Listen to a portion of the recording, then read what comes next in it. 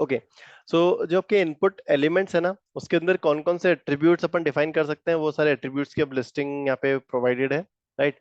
सबसे पहला जो है वो वैल्यू है, राइट।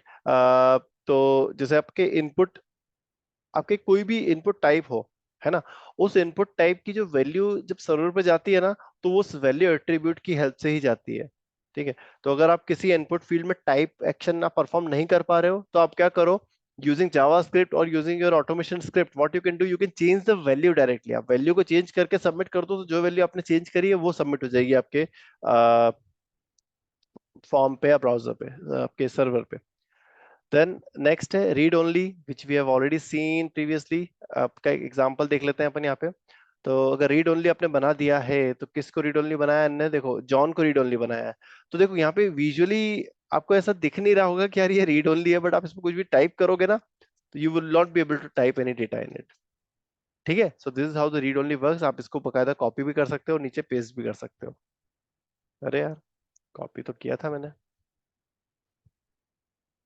पेस्ट, ये देखो। देन नेक्स्ट है अपना डिसेबल्ड। डिसेबल्ड का भी एग्जांपल देख लो हम। ये देखो, रीड ओनली और डिसेबल्ड में कितना बड़ा डिफरेंस आ गया। देखो डिसेबल्ड कैसा दिख रहा है, बिल्कुल ग्रे आउट होके दिख रहा है, राइट।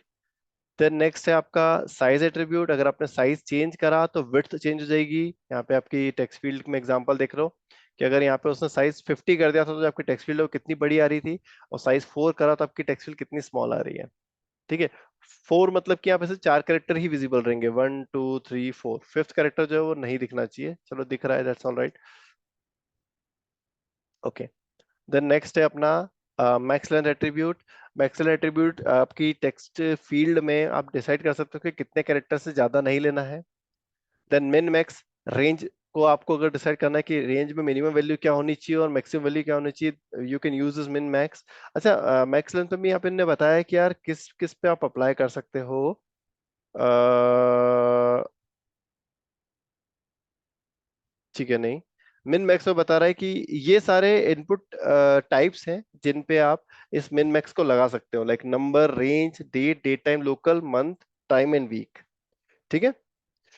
देन मल्टीपल है। मल्टीपल मैंने बताया था कि आप अगर ड्रॉप डाउन पे लगाओगे तो आप मल्टी वैल्यू सिलेक्ट कर सकते हो वहां पे। अगर आपने इनपुट टाइप फाइल पे लगाया, तो you can select multiple files, ठीक है। तो ये दो आपके टाइप है, इनपुट टाइप, जिन पे आप मल्टीपल वाले एट्रीब्यूट को सेट कर सकते हो, ठीक है। Then we have pattern attribute. Pattern attribute में आप रेगुलर एक्सप्रेशन डिसाइड, मतलब डिफाइन करके आपके यूजर को फोर्स कर सकते हो कि उसी डेटा फॉर्मेट पे वो डेटा हमें दे, अदरवाइज रिजेक्ट कर दो उसको, मतलब सबमिट ही मत करने दो फॉर्म को। तो पैटर्न जो है वो किस किस पे वर्क करता है, टेक्स्ट पे, डेट पे, सर्च पे, यूआरएल पे, टेलीफोन नंबर पे, ईमेल पे एंड पासवर्ड्स पे। Then we have place holder. जैसे मान लो आपकी जो टेक्स्ट फील्ड है, आप चाहते हो कि टेक्स्ट फील्ड जो है एकदम खाली ना दिखे, वहां पे एक सैंपल वैल्यू जो है वो यूजर को हमेशा दिखे, वो तब तक दिखे जब तक वो कोई डेटा टाइप नहीं करे। तो ये जो चीज है ये अचीव होती है प्लेस होल्डर से। तो प्लेस होल्डर क्या करता है, यहाँ पे प्लेस होल्डर में आप जो आपकी एक्सपेक्टेड वैल्यू है वो यहाँ पे सेट कर दो, राइट। तो यहाँ पे सेट कर दोगे तो वो as a greyed out text में वो दिखेगी, उसको यूजर कोई मतलब एडिटिंग वगैरह कुछ नहीं कर पाएगा। बट जैसे वो फर्स्ट कैरेक्टर यहाँ पे टाइप करेगा, तो प्लेस होल्डर जो है वो हाइड हो जाएगा आपका। देन नेक्स्ट है रिक्वायर्ड एट्रीब्यूट। अगर आपने किसी भी इनपुट में रिक्वायर्ड वाला एट्रीब्यूट सेट कर दिया, तो उसमें अगर डेटा नहीं डाला आपने और सबमिट करा, तो ब्राउजर उसको सबमिट ही नहीं होने देगा फॉर्म को। देन नेक्स्ट है step. Step we have discuss earlier. आप यहाँ पे अगर स्टेप में अगर आपने 3 सेट कर दिया, तो वो क्या करेगा, नंबर को जंप कराएगा from 0 to 3, then 6 and so on. Step को आप किस किस में रख सकते हो, स्टेप को आप अप्लाई कर सकते हो नंबर्स पे, रेंज पे, डेट पे, डेट टाइम लोकल पे, मंथ में, टाइम में एंड वीक पे। ऑटो फोकस ये अभी तक डिस्कस नहीं करा है। ऑटो फोकस से क्या होता है, आपने जैसे फॉर्म लोड करा, जैसे अभी मैं ट्राई टू सेल्फ करता हूँ यहाँ पे, ठीक है। अब मैं ऑटो फोकस जो है ना यहाँ पे हटा देता हूँ, रन करता हूँ। तो this is how your form form is loaded, है ना। अगर यूजर को first name last name fill करना है, तो पहले आके उसको माउस माउस उसको यहाँ पे लाके पहले क्लिक करना पड़ेगा, तब जाके वो अपना डेटा टाइप कर पाएगा। बट इफ इन केस यहाँ पे अगर आपने ऑटो फोकस वाला एक एट्रीब्यूट प्रोवाइड कर दिया और देन आपने पेज को लोड करा, अरे क्या हो गया भैया, रुको एक मिनट, राइट। हाँ, अगर आपने किसी इनपुट फील्ड में ऑटो फोकस वाले एट्रीब्यूट को रख दिया, तो जैसे ही आपका पेज लोड होगा ना, तो आप बाय डिफॉल्ट आपका जो फोकस है वो इस एलिमेंट पे आ जाएगा, you can directly start the typing. तो ये ऑटो फोकस ना आपका मतलब डेवलपर्स पे ध्यान ही नहीं देते हैं ना, वो टैब इंडेक्स पे ध्यान देते हैं कि भैया टैब पे क्लिक करने पे वो कहाँ कहाँ जाए। तो जो आपका कीबोर्ड यूजर है, जिसको जो माउस एक्सेस नहीं कर सकता, उसके लिए एक्सेसिबिलिटी का बहुत बड़ा चैलेंज आ जाता है। वो अगर मान लो ऑटो फोकस नहीं दिया, जैसे मैंने हटा दिया ऑटो फोकस यहाँ से, अब मैंने इसे रन करा, ठीक है, अब मुझे मेरे पास माउस ही नहीं और मुझे यहाँ पे लेके आना है अपने कर्सर को, तो मैं कैसे लेके आऊंगा? I will be using keyboard only.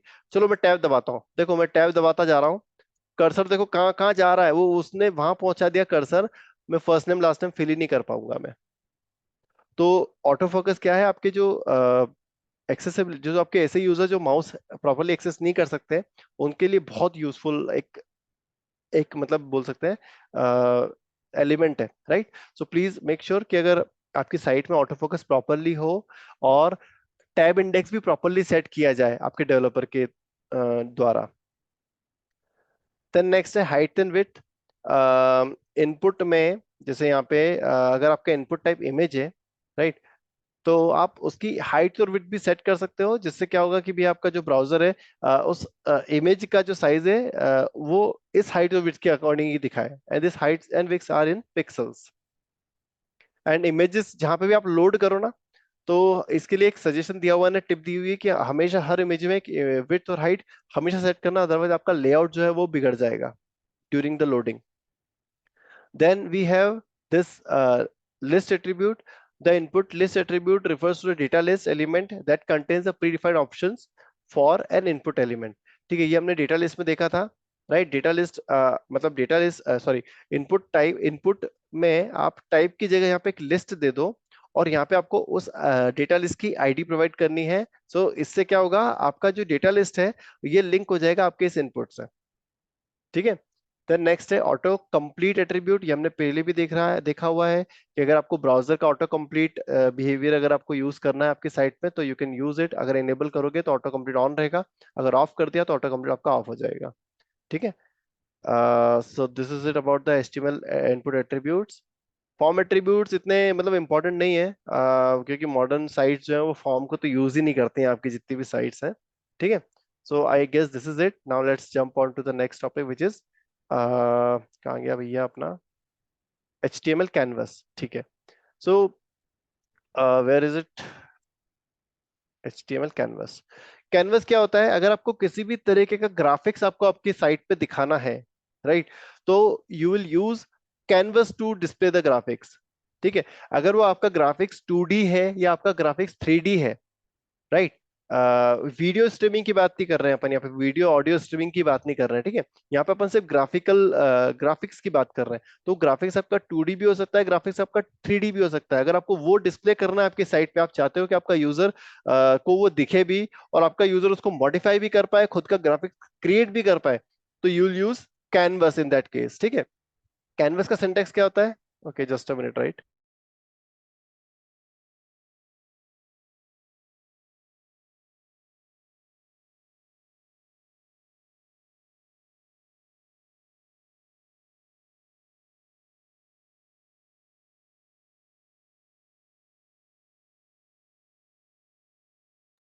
Okay, canvas का सिंटेक्स कैसा होता है?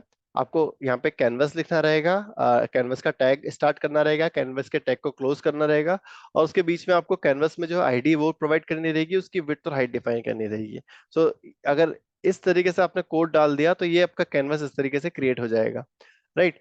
HTML5 में कैनवस को आप इस तरीके से क्रिएट कर सकते हो, बट इसके कैनवस के अंदर अगर आपको कोई भी मॉडिफिकेशंस करना है, लाइक आपको लाइन ड्रॉ करनी है या आपको सर्कल रेक्टेंगल कुछ भी ड्रॉ करना है, तो उसके लिए आपको जावास्क्रिप्ट को यूज करना पड़ेगा, ठीक है। सो लेट्स सी दैट, जैसे मान लो एक लाइन ड्रॉ करनी है, तो उसके लिए आपको एक जावास्क्रिप्ट का कोड लिखना पड़ेगा। उस जावास्क्रिप्ट के कोड में पहले तो आपको उस कैनवस को फेच करना पड़ेगा using this document dot gate element by ID method. तो आईडी में आपने कैनवस की आईडी प्रोवाइड करोगे, जैसे कि आपको दिख रही होगी, एक मिनट, राइट योरसेल्फ करते हैं अपन, राइट। ये आपका कैनवस, उसकी आईडी है माई कैनवस, राइट। यहाँ पे document gate element by ID से आपने उस आईडी को यहाँ प्रोवाइड कर दिया, तो now C is pointing to our this canvas element, इस होल एलिमेंट को पॉइंट कर रहा है कौन, सी। देन सी से आप कंटेक्स्ट निकालोगे और सेट करोगे कि भैया मेरे को 2D, मतलब 2D कंटेक्स्ट में मुझे डेटा सेट करना है, राइट। तो मैं 2D वाला कंटेक्स्ट लूंगा और CTX में स्टोर कर दूंगा। अगर वो 3D कंटेक्स्ट है तो आप 3D प्रोवाइड करोगे यहाँ पे। जितने भी टाइप के कंटेक्स्ट हैं वो आप कैनवस को जब और फर्दर स्टडी करोगे यू कैन फाइंड इट, है ना। Just a minute, right.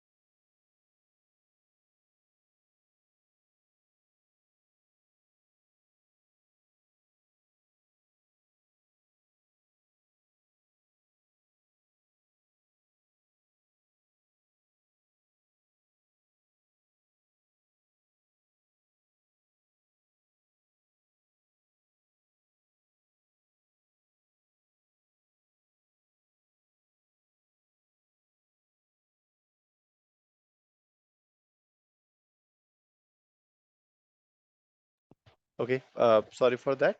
So canvas में अपन डिस्कस कर रहे थे कि अपन सी टी मतलब सी डॉट गेट कंटेक्ट से अपन उसका कंटेक्ट ले लेंगे और उसको CTX में स्टोर कर देंगे। अब इस CTX वाले ऑब्जेक्ट को यूज करके अपन सबसे पहले जो अपना मतलब इस कैनवस के अंदर अपन मूव करेंगे उसकी 0 0 पोजीशन पे, विच इज द टॉप वाली पोजीशन। देन अपन 0 0 से उसकी लाइन ड्रॉ स्टार्ट करेंगे टू 200 टू 100।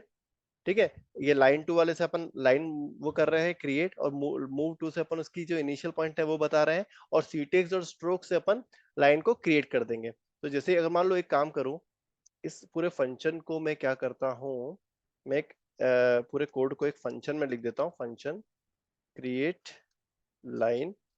ये मेरे फंक्शन में डाल दिया मैंने पूरे के पूरे कोड को।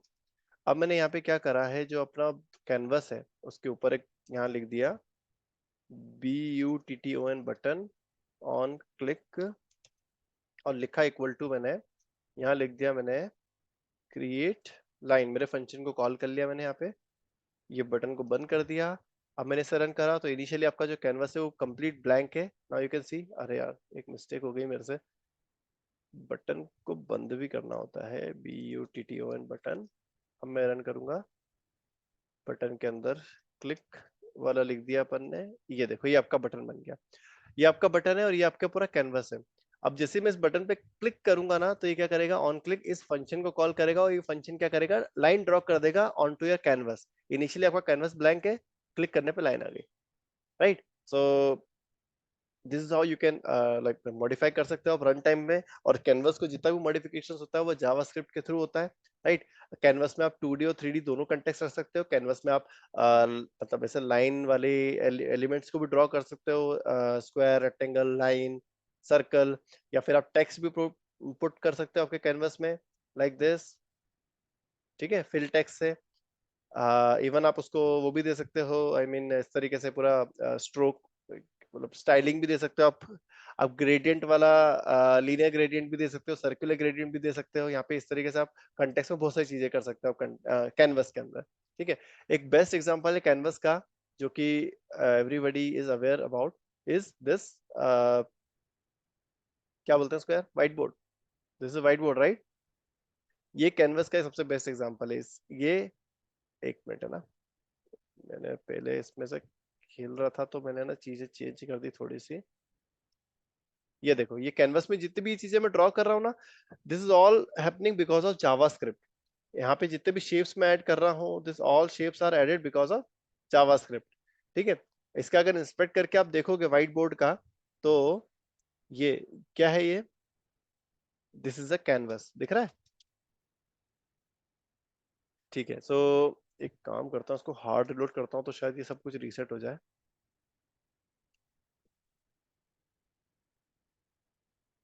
हाँ, ये देखो सब कुछ रीसेट हो गया। ये है अपना कैनवस, और ये एक मतलब व्हाइट बोर्ड है, this which is displayed like this because of canvas. और ये जितना भी एक्शंस परफॉर्म कर पा रहा हूँ, these are actions are happening because of JavaScript. ठीक है। अब नेक्स्ट जो है वो है अपना डॉम विजुलाइजर या शैडो डॉम। ठीक है, सबसे पहले डॉम विजुलाइजर देख लेते हैं अपन। इस लिंक को अगर मैं ओपन करूं, कंट्रोल टी, पेस्ट, एंटर मारा मैंने यहाँ पे। ओके, अब देखो क्या होता है कि जैसे अपने पास में अपना जो पेज था, अपन ने पाईचाम के अंदर अपन ने ये वाला पेज को क्रिएट किया था पूरा, राइट? अपना जब अपन वो टास्क पे काम कर रहे थे ऑटोमेशन पांडा वाले पे, इसको अगर मैं ब्राउजर में ओपन करूं, सो this is how it will look like. ठीक है, पहले सब बंद कर देता हूं मैं, ये मेरा पेज ओपन हो गया है। अब मुझे क्या करना है कि मुझे विजुलाइज करना है यार, मतलब कि मैं देखना चाहता हूँ कि कौन सा एलिमेंट पेरेंट है, कौन सा एलिमेंट चाइल्ड है, राइट? वो अगर मैं देखना चाहता हूँ, उसका पूरा ट्री स्ट्रक्चर देखना चाहता हूँ, so I can use this DOM visualizer. What I need to do, I need to go to, मुझे पूरा इसको इंस्पेक्ट करना पड़ेगा। इंस्पेक्ट करने के बाद मैं ये जो पूरा HTML है ना, इस पूरे HTML को कर सकता हूँ directly copy, copy outer HTML, और यहाँ पे डाल सकता हूँ लाइक दिस। और अब मैं इसको अपडेट करूंगा, तो मेरी जो पूरी साइट है उसका पूरा जो वो है, आई मीन ट्री स्ट्रक्चर है, वो पूरा का पूरा मुझे यहाँ पे दिख जाएगा। ठीक है, तो ये देखो HTML के अंदर ये जो येलो वाले एलिमेंट है ना, इनको थोड़ा सा स्किप कर देना। टेक्स्ट वाले ये अननेसेसरी दिखा रहा है, मैंने इसको हाइड करने की भी कोशिश करी तो बग है साइट में, टेक्स्ट वाले एलिमेंट नहीं हाइड कर रहा है वो। बट स्टिल अगर इन येलो येलो को अपन स्किप कर दे, तो स्टिल हम क्या बहुत इजीली स्टडी कर सकते हैं अपने पूरे HTML का। ठीक है, ऑब्वियसली जब भी आप किसी पेज का स्टडी करो ना, तो ऐसे पूरा का पूरा पेज मत डाल देना, जिस एलिमेंट को आपको स्टडी करना है उस एलिमेंट को डालना, तो ज्यादा बेटर रहेगा। ठीक है, तो आप देखो यहाँ पे ये है अपना HTML। टॉप पे आपको दिख रहा होगा, जूम करने पे हो रहा है क्या? हो तो रहा है बट बहुत ही भयंकर हो रहा है। ठीक है, ओके, 90%, 100% ही रखते हैं अपन। तो ये देखो आपका HTML, इस HTML के अंदर अपने को दिख रहा होगा, पहला एलिमेंट है आपका हेड, देन दूसरा एलिमेंट है आपका बॉडी। तो HTML के अंदर अपने पास दो एलिमेंट है, हेड और बॉडी। तो HTML is the root node, root के बाद में आपका ये आ गया चाइल्ड, पहला चाइल्ड है हेड, और उसके बाद में जो उसका सिबलिंग है वो है बॉडी। ठीक है, यार बहुत भयंकर है यार, कोई छोटा एक काम करता हूँ, छोटा एलिमेंट लेता हूँ कुछ तो मैं, इधर से जाकर जो मेरा हेडर वाला पार्ट है वो कॉपी कर लेता हूँ पूरे का पूरा, और उस हेडर वाले पार्ट को डाल देता हूँ यहाँ पे पेस्ट, और अब अपडेट करता हूँ। Right, now this is better. तो देखो यहाँ पे देखो, div क्लास हेडर जो है वो है मेरा यहाँ पे रूट एलिमेंट। इस रूट एलिमेंट के अंदर येलो वालों को स्किप कर दूं, तो मेरे पास दो एलिमेंट है, एक है div हेडिंग और एक है div नेविगेशन। तो ये जो है दो एक दूसरे के पेरेंट, मतलब वो है सिबलिंग है, और हेडिंग पहले आ रहा है और नेविगेशन बाद में आ रहा है। हेडिंग के अंदर अब देखो आपके पास दो चीजें हैं, H1 और सब हेडिंग। दिख रहा है कि नहीं दिख रहा? राइट, ये देखो H1 और सब हेडिंग। इस H1 के अंदर आपका टेक्स्ट है और सब हेडिंग के अंदर आपका टेक्स्ट है।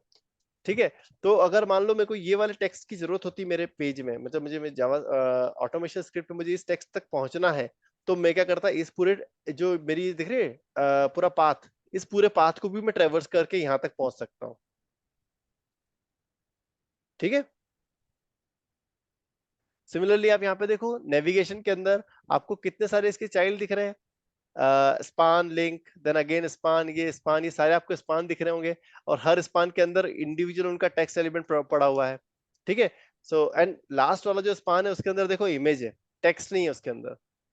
तो ये थोड़ा डिस्टिंक्शन आपको यहाँ पे मतलब क्लैरिटी मिल रही होगी इस ट्री स्ट्रक्चर से, कि यार मेरा जो वेब पेज है, मतलब यहाँ से आपको दिख रहा होगा बट इतना विजुअली नहीं समझ में आ रहा होगा कि कौन किसका चाइल्ड है, और कौन सा इमेज, कौन सा जो है आपका टेक्स्ट है, कौन सा इमेज है, राइट? तो ये इस डॉम विजुअलाइजर को यूज करके you can see the whole HTML document in the visual manner, and you can see who is the parent, who is the child, who is the sibling. ठीक है, और आप कैसे ट्रेवर्स करोगे, अगर यहाँ पहुंचना है, मान लो ये वाला आपका डिजायर्ड एलिमेंट है जहां यहाँ तक पहुंचना है आपको, तो आप कैसे पहुंच सकते हो? इसका पेरेंट कौन है? Span link. इसका पेरेंट कौन है? Div navigation. और उसका पेरेंट कौन है? हेडर। ठीक है, तो ऐसा मत कर देना कि मतलब डिव हेडर के बाद में यहाँ डिव हेडिंग पे चलेगा और फिर डिव हेडिंग से यहाँ पहुंच रहे हो, तो पहुंचेगा क्या वो? इसका जो यहां तक पहुंचने का पाथ क्या है? ये वाली लाइन, राइट? तो अगर इन्हीं एलिमेंट्स के थ्रू आपको यहाँ पहुंचना पड़ेगा, तो ये थोड़ा सा ये जो पाथ है ना, ये ध्यान रखना, ठीक है। अपन जब भी एलिमेंट को लोकेट करेंगे ना, तो ये पाथ बहुत इंपॉर्टेंट होता है, ठीक है। लास्ट पॉइंट क्या था, शायद डॉम विजुअलाइजर के बाद में shadow DOM. Okay, so let's do it in the next session. Let me stop the recording.